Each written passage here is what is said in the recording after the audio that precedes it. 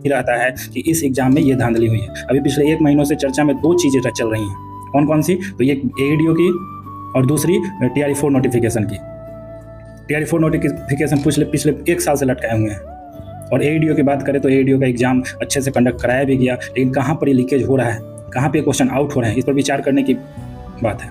मैं यहाँ संलग्न कर दूंगा, लगा दूंगा आयोग का जो नोटिफिकेशन आया बीते कल शाम को।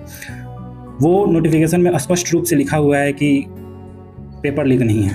आप पहला पैराग्राफ पढ़ेंगे तो आपको पता चलेगा कि पेपर लीक कहीं से नहीं है। किंतु दूसरे पैराग्राफ में ये कहा गया है कि विद्यार्थियों के केस दर्ज करने पर, बहुत से विद्यार्थियों के कहने पर, सोशल मीडिया पर वायरल होने पर मैं ये एग्जाम रद्द करता हूँ। आयोग से मैं पूछना चाहता हूँ कि क्या पेपर लीक नहीं हुआ है? सिर्फ बच्चों के कह देने से, केस कर देने से आपने रद्द कर दिया है?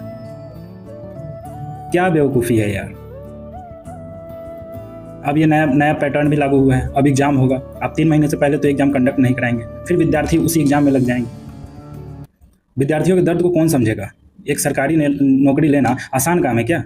इतनी एक तैयारी करना, इतना कॉन्सेंट्रेट होकर के पढ़ना, और पढ़ने के बाद यह एग्जाम देने के बाद लगता है कि हाँ एग्जाम हो जाएगा, इस बार तो अधिकारी बन जाएंगे, सालों का मेहनत रंग लाएगा, और अंततः 10 ही 15 दिन में पता चलता है कि नहीं, क्या होता है? रद्द। टोटली मेहनत, पूरे साल का मेहनत बर्बाद।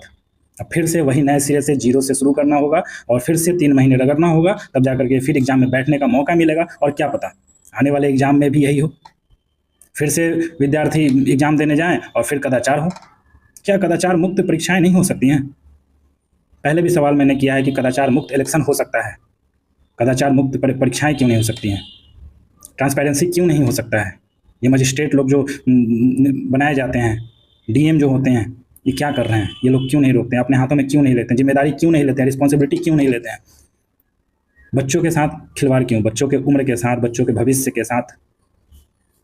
एक न्यूज़ पढ़ रहा था, एक विद्यार्थी टीआरई-4 के इंतजार में सुसाइड कर रहा है, सालों से इंतजार कर रहा है। 2022-24 में बीएड किया और 24 से ही इंतजार कर रहा है, 26 चल रहा है। क्या गुजरता है उन विद्यार्थियों पर?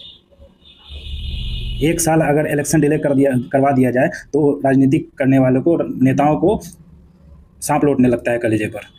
और यहाँ पर सालों, 2 साल, 3 साल, 4 साल डिले होता है। बीएसएससी के एग्ज़ाम को देख लीजिए, क्या चल रहा है बीएसएससी एग्ज़ाम में। ऐसे थोड़ी होता है।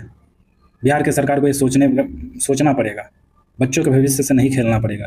बच्चे अब सरकारी नौकरी के प्रति क्या हो रहे हैं? वो डिमांड तो है ही ना बिहार में सरकारी नौकरी का।